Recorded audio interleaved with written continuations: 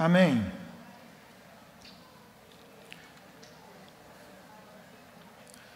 Antes de nós lermos aqui um texto do Evangelho de João, vocês viram aqui vários avisos, vários comunicados importantes.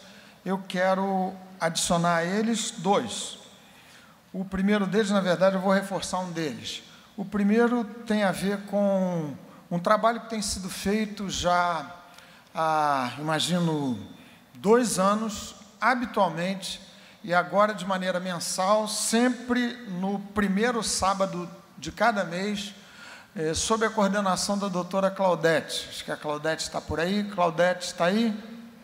Doutora Claudete está aqui, ó, bem aqui, do lado daquele cavalheiro grisalho, jovem, bonitão, né? Do lado da Claudete. Desculpa que eu me empolgo aqui nessa apresentação. Daniel, além de tudo, é um super amigo. Claudete tem coordenado esse trabalho que tem a ver com um serviço que se presta aqui à nossa comunidade vizinha do Castelo, e agora, mais recentemente, usando as novas instalações da Betânia do Alto. Não sei se vocês se lembram que no ano passado foram feitos aqui alguns apelos reiterados no sentido de que a gente contribuísse especificamente para que a igreja adquirisse uma propriedade simples ali no Castelo, que agora é a sede da igreja que está sendo plantada aqui no Castelo, Betânia do Alto. Temos cultos durante a semana e, a partir desse ano, haverá cultos regularmente, aos domingos também, nessa nossa sede, Betânia do Alto. E no primeiro sábado de cada mês, de 9 às 17 horas, a doutora Claudete sobe aqui na sede da Betânia do Alto, faz um atendimento médico, clínico, de crianças e de adultos. E ela faz aqui um pedido, é um pedido que eu reitero aqui em nome da igreja, no sentido de que médicos, pessoal da área da saúde, ela diz que especialmente da área de medicina clínica, possam se apresentar como voluntários.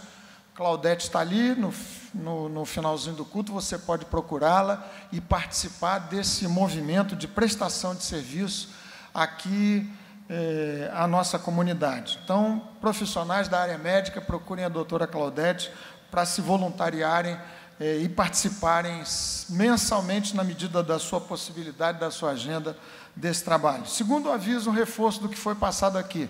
Hoje nós começamos a nossa escola bíblica de verão. Serão alguns poucos estudos, de modo que você tem que se apressar para não perder. Foi um estudo primoroso, especialíssimo, ministrado pelo nosso presbítero Ângelo, que sempre traz uma palavra super densa, bendita, abençoada, foi uma maravilha. Sinais de uma igreja viva. É uma série de estudos que tomam por base o texto de Atos dos Apóstolos, e tem um livro que serve de leitura orientativa desses estudos que estarão sendo ministrados aqui dominicalmente às 9 da manhã. A Meise, ao final do culto, tem já esses textos por R$20. É o último livro escrito pelo pastor John Stott, um primor de livro, simples, de facílimo entendimento, denso, profundo, riquíssimo. Sugiro que você anote aí na sua agenda para não perder, domingo que vem, às 9 da manhã, mais um desses estudos da nossa escola bíblica de verão. O texto para nós meditarmos aqui nessa noite, também como preparação para a celebração da ceia do Senhor, é o texto do Evangelho de João, capítulo 15. Poucos domingos atrás, pastor Josué pregou exatamente sobre esse texto. Ele é tão rico que merece aqui um endosso, um reforço. João, capítulo 15. Vou convidar vocês a se colocarem de pé uma outra vez, por favor, e nós vamos acompanhar essa leitura do verso 1 até o verso 16. Um texto precioso, muito especial, que registra palavras de Jesus ditas com toda certeza no momento da instalação, na noite da instituição da ceia do Senhor. A dúvida tem a ver com o momento exato, se na instituição da ceia do Senhor, naquela quinta-feira à noite, ou se um pouco depois. Me parece, pessoalmente, que foi um pouco depois da instalação da ceia, porque tudo indica que àquela altura do enunciado dessas palavras de Jesus, essa metáfora maravilhosa da videira e dos ramos, Judas já não estava mais entre aquele grupo que havia participado da ceia com Jesus. Mas, enfim, de qualquer forma, essas palavras foram ditas por Jesus na noite da instituição da ceia, quinta-feira, véspera da sua crucificação. E Jesus lança a mão de uma imagem que para aquele grupo era super familiar, da vinha, da videira, dos ramos, da produção do vinho. E o texto diz assim, verso 1 em diante: eu sou a videira verdadeira e meu pai é o agricultor. Todo ramo que estando em mim não der fruto, ele o corta, e todo que dá fruto limpa para que produza mais fruto ainda. Vós já estáis limpos pela palavra que vos tenho falado. Permanecei em mim e eu permanecerei em vós. Como não pode o ramo produzir fruto de si mesmo, se não permanecer na videira, assim nem vós o podeis dar, se não permanecerdes em mim. Eu sou a videira, vós os ramos. Quem permanece em mim e eu nele, esse dá muito fruto, porque sem mim nada podeis fazer. Se alguém não permanecer em mim, será lançado fora, à semelhança do ramo, e secará. E o apanham, lançam no fogo e o queimam. Se permanecerdes em mim, e as minhas palavras permanecerem em vós, pedireis o que quiserdes, e vos será feito. Nisto é glorificado meu Pai, em que deis muito fruto, e assim vos tornareis meus discípulos. Como o Pai me amou, também eu vos amei. Permanecei no meu amor. Se guardardes os meus mandamentos, permanecereis no meu amor, assim como também eu tenho guardado os mandamentos de meu Pai, e no seu amor permaneço. Tenho-vos dito estas coisas para que o meu gozo esteja em vós, e o vosso gozo, a vossa alegria, seja completo. O meu mandamento é esse, que vos ameis uns aos outros, assim como eu vos amei. Ninguém tem maior amor do que este, de dar a alguém a própria vida em favor dos seus amigos. Vós sois meus amigos, se fazeis o que eu vos mando.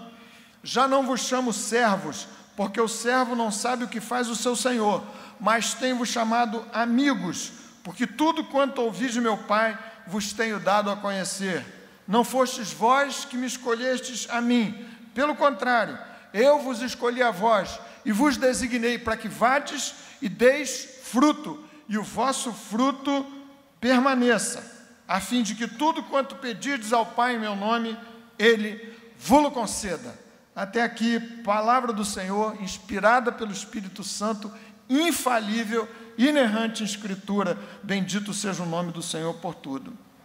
Senhor, nos ajuda agora um pouco mais, por intervenção do mesmo Espírito que inspirou essa infalível, tão maravilhosa palavra, para que haja luz nos nossos corações da Tua parte, por Teu Espírito, de modo que possamos entender o que o Espírito fez registrar aqui nessa Tua palavra. Ajuda-nos a compreender a Tua palavra agora. Dá-nos um coração receptivo, uma boa terra, em que a semente do Evangelho, em sendo plantada, produza fruto, e muito fruto para a glória do Teu nome.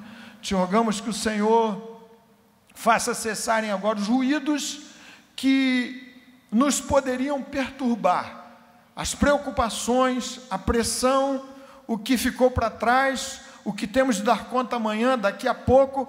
Ajuda-nos a ouvir a Tua voz nessa hora, em nome do Senhor e para a glória de Jesus. Amém. Amém. Vamos nos assentar. Meus irmãos, esse texto, viram vocês, é um texto em que Jesus lança a mão dessa metáfora, de compreensão simples, clara, especialmente para aquele grupo, e certamente a cena era essa: a ceia preparada, o vinho posto diante do Senhor com seus discípulos, O pão, cordeiro pascal, era a celebração da Páscoa, na instituição subsequente da ceia, e Jesus usa dessa imagem, que para o judeu era uma imagem super familiar. A videira era a imagem repetidas vezes citadas no Antigo Testamento do próprio Israel, do povo escolhido. Videira que não produziu, videira infértil, videira não profícua, não prolífera, não fecunda, que não produziu de conformidade com aquilo para o que havia sido constituída. E Jesus então se interpõe naquela noite diante dos seus discípulos, declara ser Ele próprio, Ele mesmo, a videira verdadeira. Eu sou a videira verdadeira. E nessa sua metáfora indica que o Pai é o viticultor, é o agricultor que cuida, que trata de maneira cuidadosa, meticulosa, de cada ramo da videira em si, de modo que ela produza aquilo para o que foi constituída. Os ramos, disse o Senhor, são aqueles que de uma ou de outra forma estão ligados à videira. E nesse ponto Jesus faz distinção entre dois grupos ligados a Ele, igualmente ligados a Ele. Um grupo de ramos que não produz frutos e outro grupo de ramos produtivos. Judas era o melhor representante desse primeiro grupo, de alguns ligados ao Senhor, e Judas teve uma ligação muito próxima de Jesus, afinal de contas participou de toda a dinâmica dos 3 anos de ministério do Senhor, ligado, ouvindo a palavra, conhecendo a Cristo, convivendo com Ele, sendo testemunha ocular dos milagres operados pelo Mestre, mas sem produzir frutos. E os demais, ligados a Jesus, de uma forma especial, permanecendo no Senhor e produzindo frutos. E, finalmente, a indicação nessa metáfora do próprio desejado e esperado fruto. Nesse ponto, vale lembrar aqui para os irmãos que conhecem a palavra de Deus, o que significa fruto. Qual é o significado de fruto na concepção do Senhor e nos termos da palavra de Deus?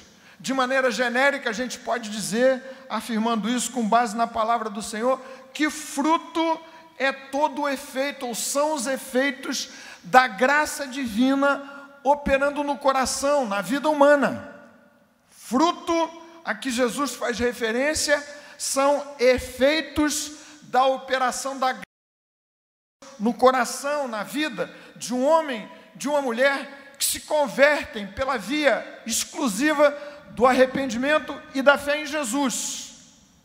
Fruto é o desdobramento dessa aplicação eficaz da graça de Deus na vida de alguém que encontra o Senhor Jesus e que se converte pelo arrependimento e pela fé.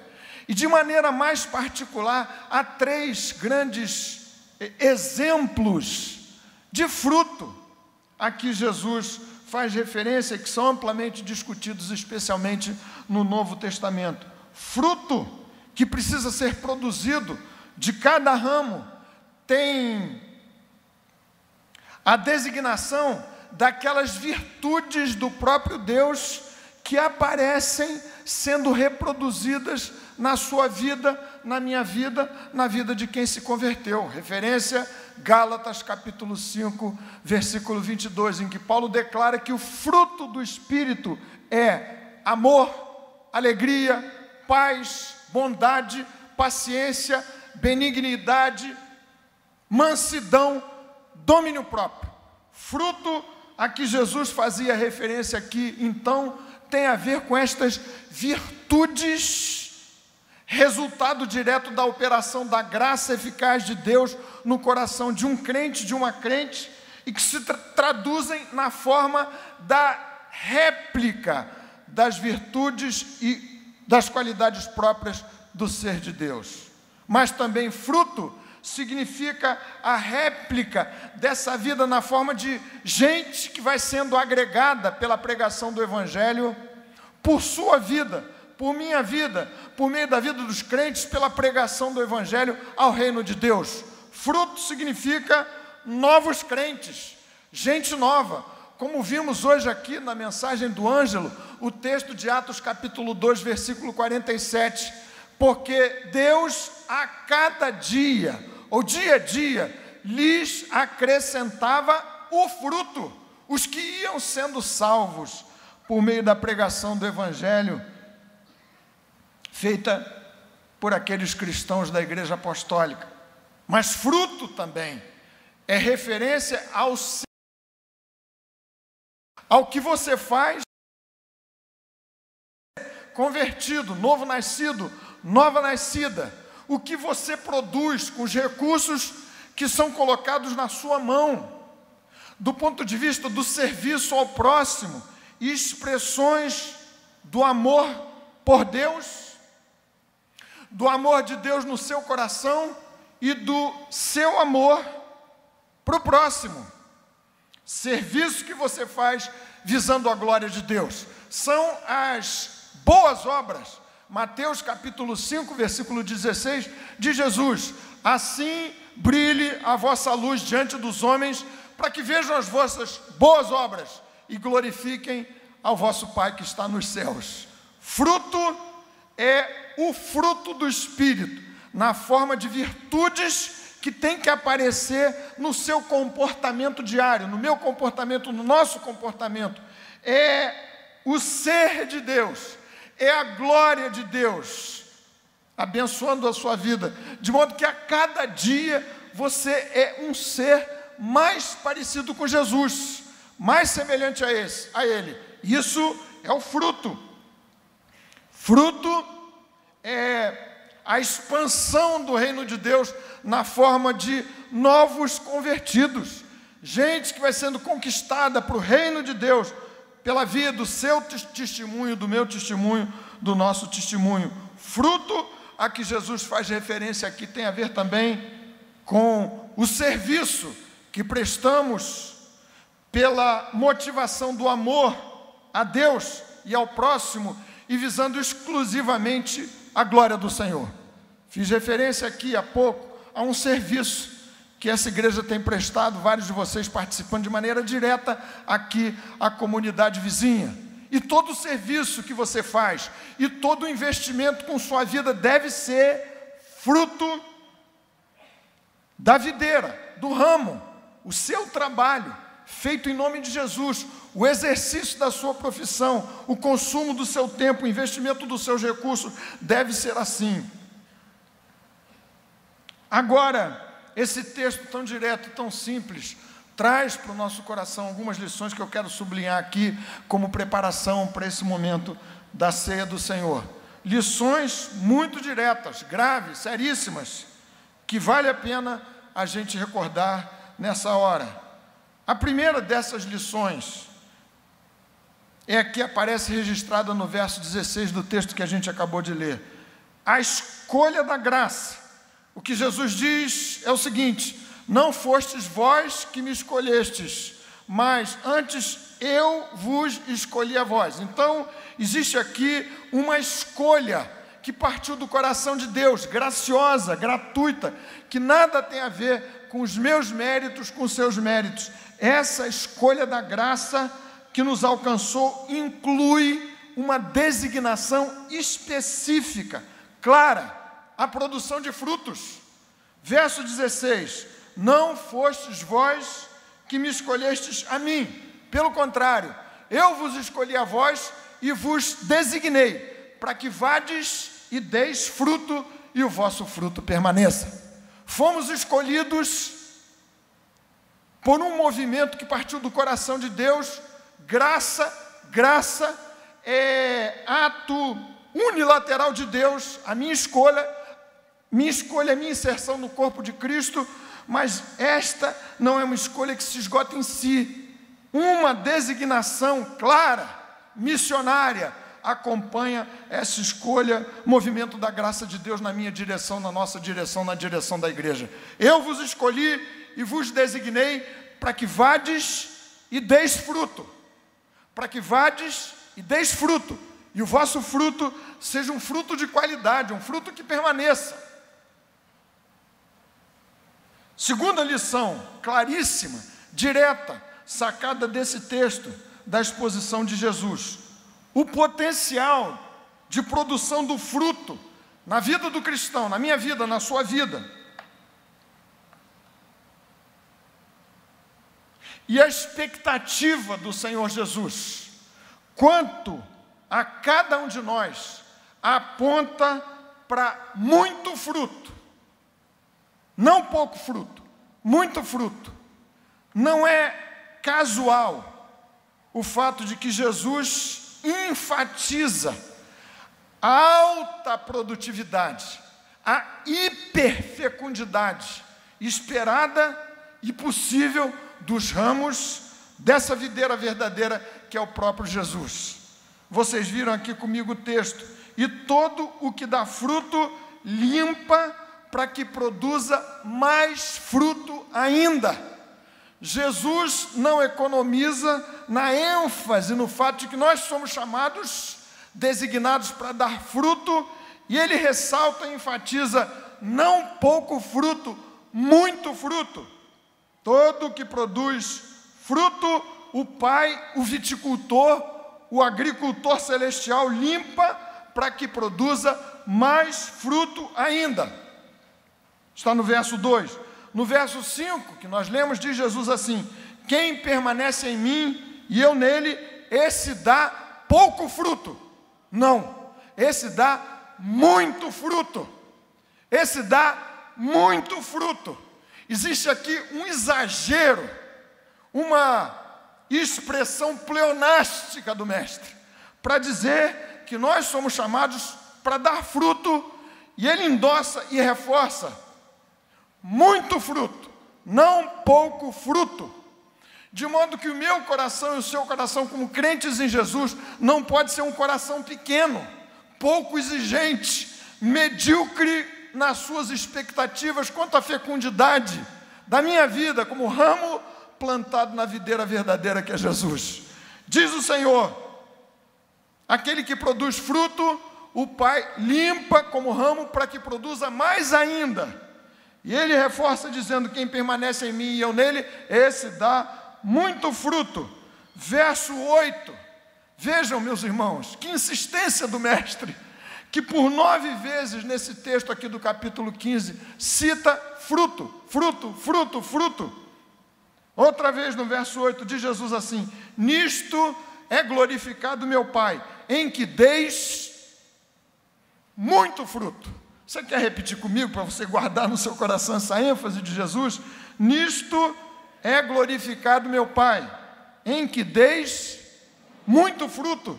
Gente, é impressionante. Não é uma casualidade, não é um acidente do texto, não foi um português pobre do escritor, do tradutor, que repetiu essa expressão. É a tradução literal daquilo que Jesus pronunciou. Muito fruto, muito fruto. Nisto é glorificado meu Pai, em que deis muito fruto, e assim vos tornareis meus discípulos. Então, como já dissemos aqui de outra vez, é falso o dilema de que, como igreja, o crescimento se opõe à qualidade da nossa vida. Não existe oposição entre muito fruto, alta fecundidade e a qualidade dos frutos. As duas coisas têm que acontecer simultaneamente. Jesus diz no verso 16: eu vos designei para que vades e deis fruto, e o vosso fruto permaneça. É claro, tem que ser um fruto de qualidade, um fruto que sobreviva às pressões da vida, um fruto que seja testado no meu coração, no seu coração, no ardor, no calor da tribulação. O fruto do Espírito no coração do crente, você sendo posto à prova na fornalha de fogo ardente, e o fruto aparecendo, vicejando na sua vida, justamente nos tempos de alta pressão. Fruto que permanece. Ao mesmo tempo de Jesus, muito fruto, na minha vida e no seu coração, não um traço distante no meu comportamento, na minha forma de enxergar a vida, na minha maneira de refletir, na forma com que enfrento os enfrentamentos da vida, um traço distante, leve, que me faça parecido com Jesus. Não. Muito fruto significa você se parecer cada vez mais com Jesus. É isso que se espera do ramo saudável. É para isso que fomos designados. Muita gente se convertendo, sendo agregada ao Senhor. Hoje, de novo, vimos isso aqui, 3.000, e não é casual, novamente, o fato de que Atos dos Apóstolos sublinha os números, 3.000, partindo de 120, depois 5.000, e assim, muitos sendo incorporados à igreja, por meio do arrependimento e fé em Jesus, cujo evangelho estava sendo pregado naqueles dias. Potencial de produção do fruto na vida do cristão, discípulo verdadeiro, a expectativa do Senhor quanto a cada um de nós, aponta para muito fruto, para muito fruto. Pense na sua vida e no seu coração como alguma coisa que precisa ser colocada ao dispor de Deus para alta fecundidade. Seja um santo inconformado, seja abusado, seja ambicioso, e frequentemente o termo ambicioso faz alusão a uma questão, tem uma conotação negativa, ambição por glória, por riquezas dessa vida, por alguma coisa do gênero, mas seja santamente ambicioso diante de Deus, diante da vida, com os recursos que o Senhor tem colocado ao seu dispor. Senhor, eu quero que minha vida seja altamente fecunda e produtiva em larga escala. Impressionante, quando Jesus enunciou a parábola do semeador, você pode ver Mateus capítulo 13, ele diz daquela semente que cai em boa terra, e diz ele, e produz a 30, a 60 e a 100 por um. Gente, é um exagero de multiplicação. O que produz menos, para cada parte semeada, produz 30 vezes. Alguns alcançam 100 vezes mais. Você, tendo sido conquistado para Jesus, replicando a sua vida na vida de outros, evangelizados por você, alcançados pelo seu testemunho pessoal 100 vezes.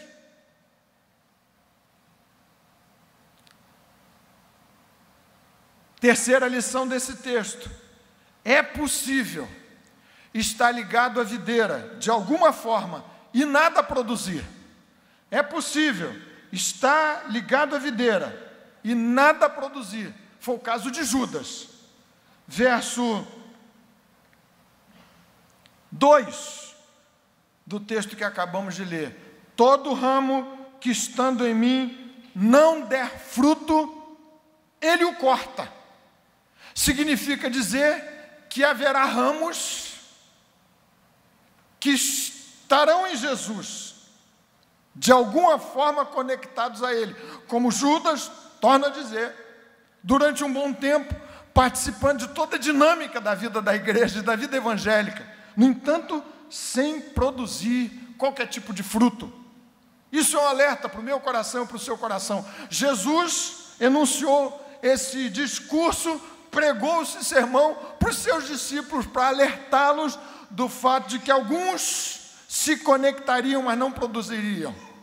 E, finalmente, seriam excluídos da videira. Quarta lição que esse texto traz para o meu coração e para o seu: o fruto, verso 8 do texto que nós acabamos de ler. O fruto é a evidência do tipo de relação que eu e você, que nós, que a igreja, que os crentes, que os cristãos, ou que os assim se chamam crentes e cristãos, mantém com Cristo. É só o fruto que é a marca definitiva, que é a evidência objetiva. significa dizer o seguinte: você quer descobrir que tipo de ramo é esse? Qual é o tipo de ligação que se tem com Cristo? Verifique se há fruto, se há muito fruto. Qual é o tipo de ligação? A evidência é o fruto, muito fruto, e assim vos tornareis meus discípulos. Jesus reforça o fato de que essa caminhada da santificação é processual. Você a cada dia, produzindo mais e mais, sendo limpo por Deus o Pai, como ramo ligado à videira, vai se tornando cada vez um discípulo mais autêntico, marcado e evidenciado pela produção de frutos, muitos frutos.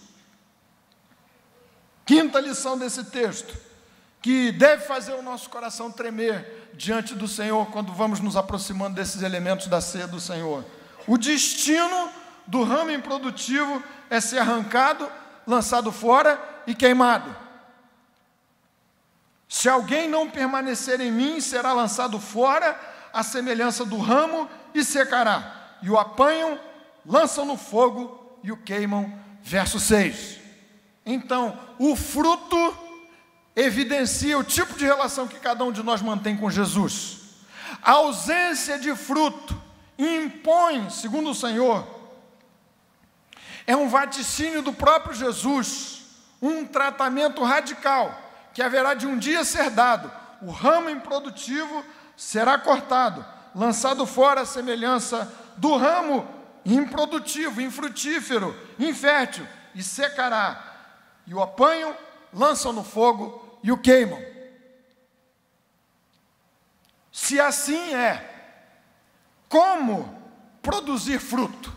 Como nos colocarmos na situação em que nossa vida seja disponível para que produzamos muito fruto, mais fruto ainda? O texto traz aqui algumas orientações simples, singelas, que eu vou reforçar aqui para vocês. Em primeiro lugar, claro, de Jesus, só existe uma possibilidade de que ramos ligados à videira produzam fruto e produzam muito fruto, fruto em abundância. Permanecer em mim e eu permanecerei em vós.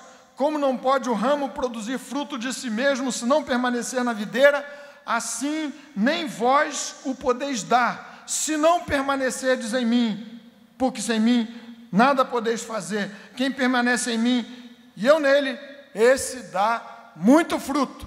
Então, você quer, eu sei que você deseja assim, ser um ramo altamente produtivo, profícuo, prolífico, fértil na sua vida, na sua conexão com Jesus. Permaneça em Cristo, permaneça no Senhor. Não se trata de uma conexão esporádica, eventual. Se existe uma imagem que não caberia nesse texto aqui, é aquela imagem que eu já ouvi sendo usada por aí, de que nossa conexão com Deus, a oração, a leitura da palavra, é como se fosse o abastecimento de um veículo num posto de gasolina. Você para, eventualmente, abastece o tanque, e aí ganha autonomia para 300 quilômetros, andando por sua própria conta e risco. Não é isso. É uma ligação orgânica, permanente, é o tempo todo. Você e eu, ramos produtivos, permanecendo em Jesus, permanecendo na sua palavra, deixando que sua palavra permaneça em nós, de modo que o seu pensamento, o meu pensamento, a nossa mente, o nosso comportamento sejam cada vez mais absorvidos pela palavra de Deus, direcionados pela palavra do Senhor, de Jesus, aquele, vós já estáis limpos pela palavra que vos tenho falado. E aqui a imagem é exatamente a mesma que Jesus usou no mesmo Evangelho, capítulo 13, lembram-se? O Senhor, pouco antes da ceia, lavou os pés dos discípulos, começou a lavar os pés dos discípulos, e Pedro, em primeiro lugar, rejeitou, aqui dizendo, não, Senhor, de jeito nenhum, o Senhor não vai lavar os meus pés. E Jesus disse, se eu não lavar, você não tem parte comigo. Então Pedro disse, não, então não só os pés, lava tudo. E Jesus disse, vocês já estão limpos, mas não todos. Se referia a Judas. Quem já está limpo precisa periodicamente de uma limpeza só dos pés. Então estamos limpos, mas a cada dia temos que ser podados, limpos mais pela palavra do Senhor, de maneira contínua até os céus. Cada dia permanecendo no Senhor e na sua palavra. Palavra de Deus, a imagem talvez seja péssima, mas é que vou usar aqui. É como se fosse também uma espécie de defensivo agrícola contra a peste que pode atacar os ramos que produzem. Palavra do Senhor, limpando sua vida e seu coração. A palavra de Deus funcionando nos momentos mais graves da sua existência e da sua experiência pessoal, que são os momentos de baixa, os momentos de tribulação, os momentos de carestia. É verdade que há grandes tentações que acontecem, assolam o coração de alguém, ramo produtivo, nos tempos de sucesso. Você tem que tomar cuidado também com o sucesso e com a prosperidade. Mas a palavra, a ensinar você e a mim a agirmos conforme o coração de Deus e o conselho da sua vontade em tempos de dificuldade, de luta. E assim haverá a garantia de produção de frutos, não poucos, muitos frutos, mais frutos ainda. E a síntese que Jesus traz aqui para os seus discípulos da palavra permanecendo no seu coração é a expressão do amor. Meu mandamento é esse, que vos ameis uns aos outros. Segundo lugar, para você produzir mais fruto, muito fruto, mais fruto ainda, você precisa ir ao encontro dos que precisam da salvação. Vimos hoje pela manhã, e nesse texto de Jesus, verso 16, não fostes vós que me escolhestes a mim, eu vos escolhi a vós e vos designei para que vades. Vocês precisam ir encontrar os perdidos. Vocês precisam, e eu preciso, e a igreja precisa estar onde a seara existe para ser trabalhada. Nós precisamos nos colocar nos campos em que o serviço cristão é mais necessário, é mais urgente. Onde estão os perdidos? Muitos ao seu redor, na sua casa, na sua família, nos encontros de Natal, de Ano Novo, na sua vizinhança, no seu trabalho, você convivendo ali com gente que precisa da salvação, do Evangelho, você não diz nada e eu não digo nada. Como assim? Que silêncio é esse? O Senhor nos designou para irmos, para lá estarmos e ali produzir muito fruto. Textos clássicos da grande comissão no Evangelho de Marcos, capítulo 16, versículo 15, capítulo 28 de Mateus: ide e pregai, ide e pregai. Citação do livro que nós vamos ler junto com a leitura bíblica do Novo Testamento em 90 dias, está sendo feito por uma boa parte da igreja, espero que todos vocês façam a leitura. Hoje estamos em Mateus capítulo 20, 21, 22, leitura de hoje. Mas além disso, nós vamos ler também, acompanhando aqui, Sinais de uma Igreja Viva nos estudos de Atos.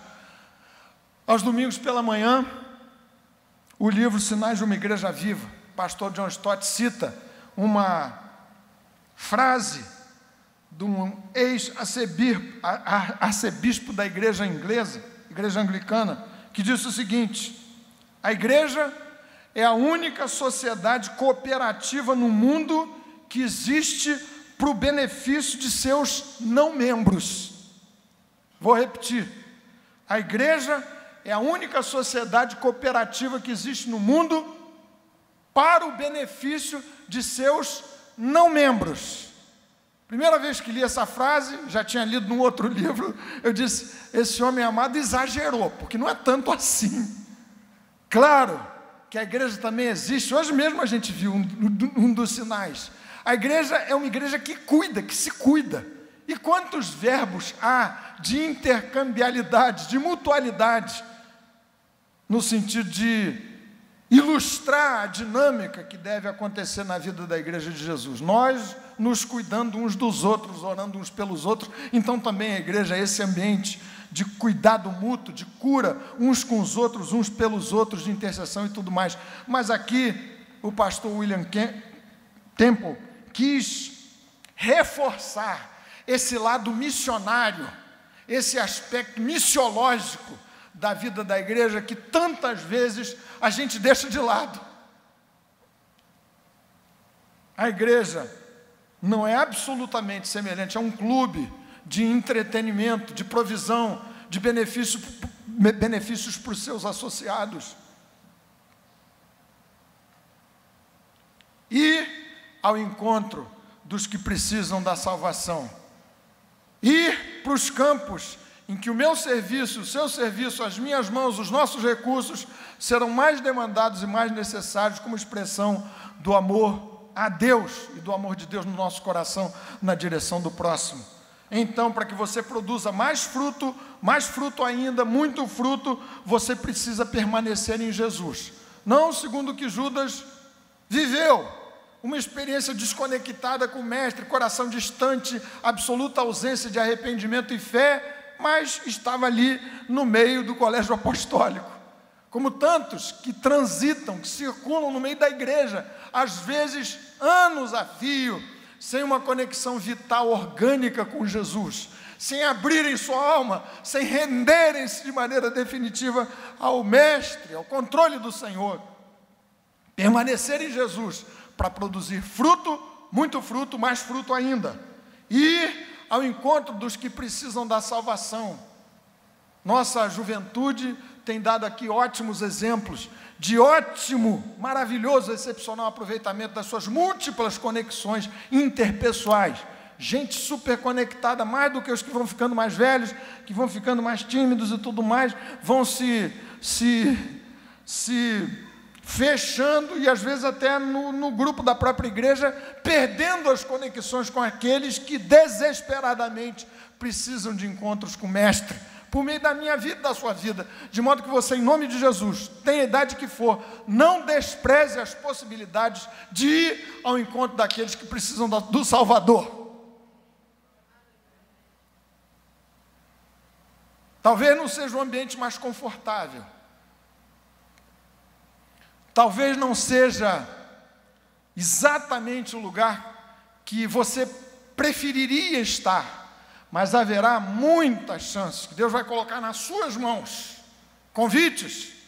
Os colegas de turma, Meise faz parte de um grupo, né, Meise? Posso citar daqui, Moniquinha também foram da mesma turma. Meise, aquela bela jovem que está ali, olha, à minha direita, foi o veículo amado, abençoado que Deus usou para converter, para levar a Jesus a Mônica. Já falei para vocês isso. Então, além de todas as qualidades que a Meise tem essa. Coroazinha lá no céu, trouxe a Moniquinha para Jesus quando eram do Centro Educacional de Niterói.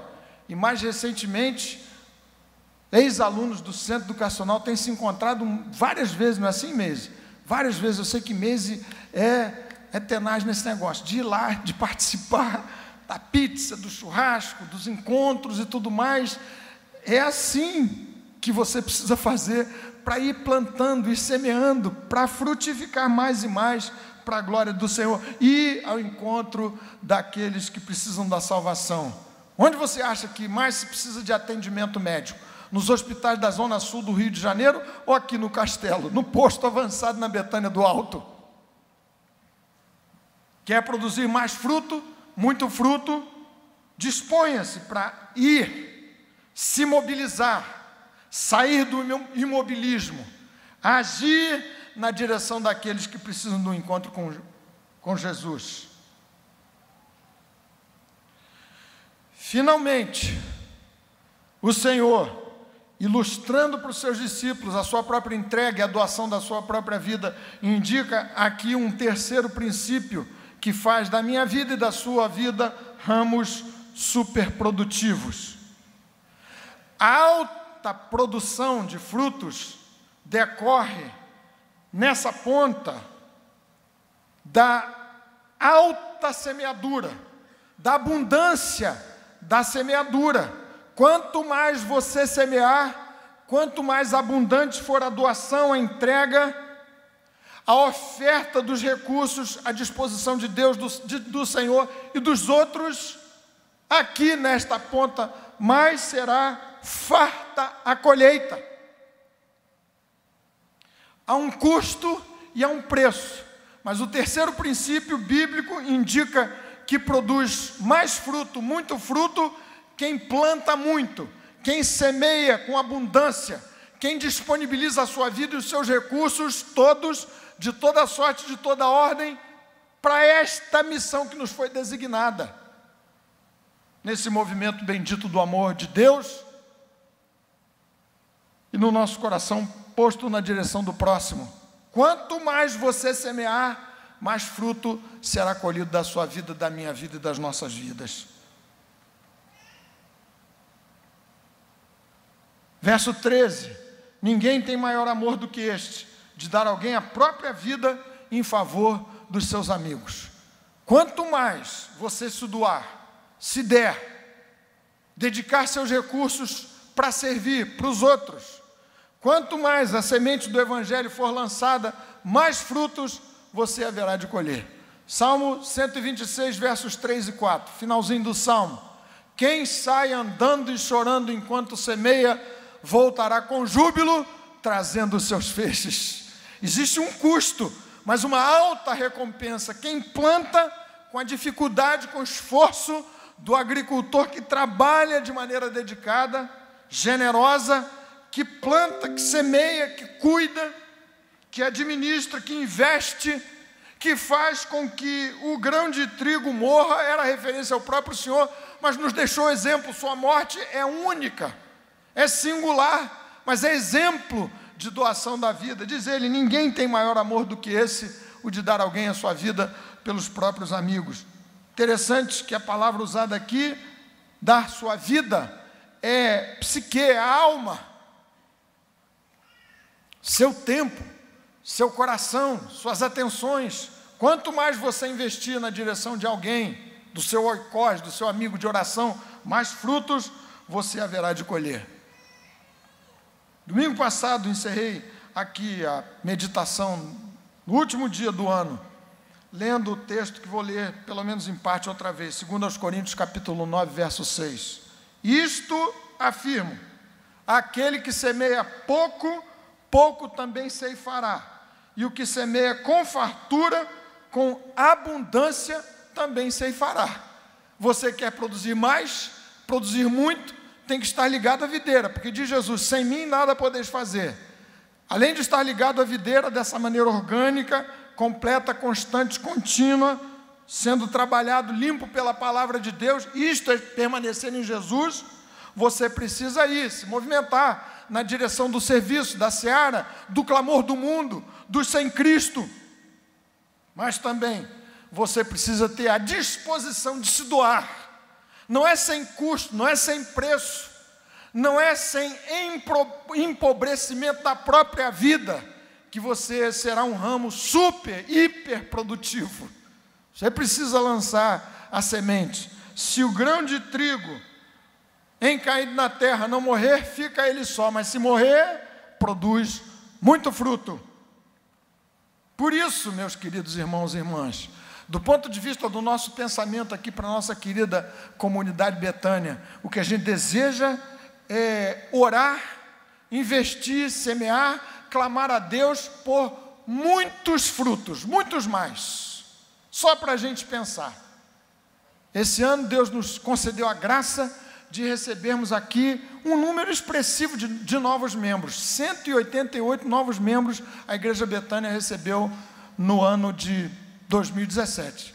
Maravilha de colheita. Somos 1.250 aproximadamente membros ativos, num hall que inclui outros membros inativos, quase 2.000 membros, mas 1.250, por aí, conta redonda. Deus nos abençoou com quase 200 que se integraram à igreja. Mas sabe qual é a preocupação? No ano maravilhoso, é que desses 188, 51 foram batizados. Muitos transferidos. São bênção, graças a Deus, porque tem vindo para a nossa igreja. Alguns certamente se converteram aqui. Mas, gente querida, será que não é possível pensar em muito mais? Naquela conta que aprendi a fazer com o pastor Paulo Mazzoni, nos tomou 25 membros, 26, quase 30, para que a gente levasse um para Cristo, batizasse um na igreja. Como destes 51, ampla maioria, cerca de 80%, são adolescentes e jovens, essa conta ficou na garotada. Nós, mais adultos, mais maduros, ganhamos poucos. Por isso, nesse ano, a gente pensa, no mínimo, dizendo o seguinte: Senhor, essa cidade tem 500 mil habitantes. São Gonçalo, cidade vizinha, segundo pesquisa do IBGE, tem 1.200.000. Mas, segundo outros dados, 1.500.000 habitantes. São 2 milhões de habitantes aqui nessa região, para não falar do Rio de Janeiro. Dos quais 30% se dizem crentes em Jesus. Tem muita terra a ser conquistada. Esse bairro tem mais de 10 mil pessoas. O Morro do Estado, mais de 4 mil pessoas. Muito povo a ser conquistado nessa cidade, nesse lugar. Então, pensar que nesse ano nós vamos orar, buscar, semear, plantar, jejuar, colocar o coração diante de Deus, evangelizar, para ganhar 100 para Cristo, batizar não 51, mas 100 para Cristo, não é muito. Abuso do meu coração, do seu coração, você acha que é? 100 para Jesus, nesse ano, podemos dizer amém para essa ideia? Amém.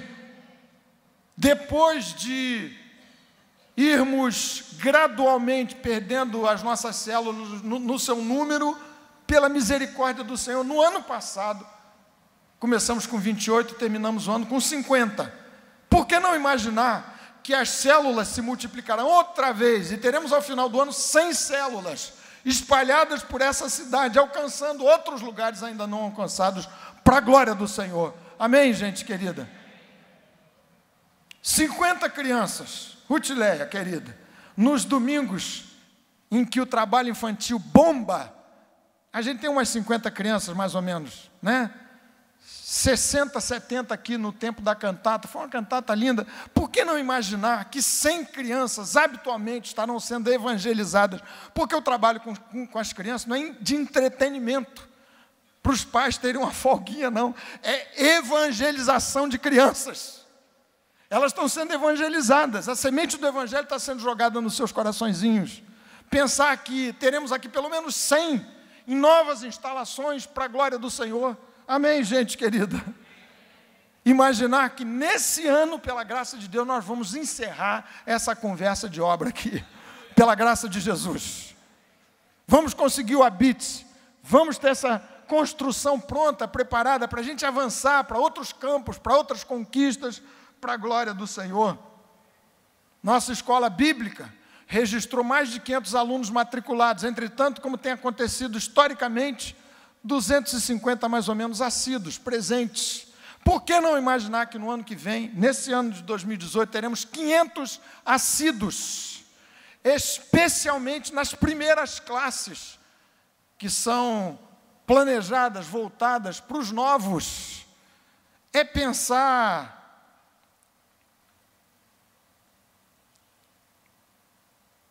de maneira imprópria, absurda. Jesus nos chamou para produzirmos muitos frutos para a glória do seu nome. E do ponto de vista da sua vida pessoal, você tem que se imaginar ao final desse ano um crente melhor, uma crente melhor, mais parecido com Jesus. Aquela casca grossa tem que ir sendo podada. Você, com mais amor, mais manso, mais meigo, mais paciente, sua palavra, glorificando a Jesus de maneira muito mais intensa e completa, expressão do bom fruto de ramo ligado à videira verdadeira. Por favor, feche os seus olhos, curve a sua cabeça um minutinho. Enquanto eu chamo aqui presbíteros para se assentarem com os pastores e Os diáconos, nós vamos fazer as ofertas antes da ceia. As ofertas são uma excelente oportunidade de você semear com mais fartura, com o recurso que Deus colocou nas suas mãos. Os diáconos podem vir até aqui, além de ser a única resposta possível diante da administração daquilo que Deus te deu, te tem dado, fruto do seu trabalho, resposta de obediência, porque dízimo é um mandamento. Também é uma forma de você semear com mais abundância, com mais largueza, para a glória do Senhor. Pai bendito, abençoa o teu povo, cada um de nós, no momento em que vamos contribuir. A expectativa de semearmos com abundância, para também ceifarmos de maneira superabundante. Abençoa o teu povo, cada um de nós, esta igreja, em nome de Jesus, para a glória do Senhor. Amém.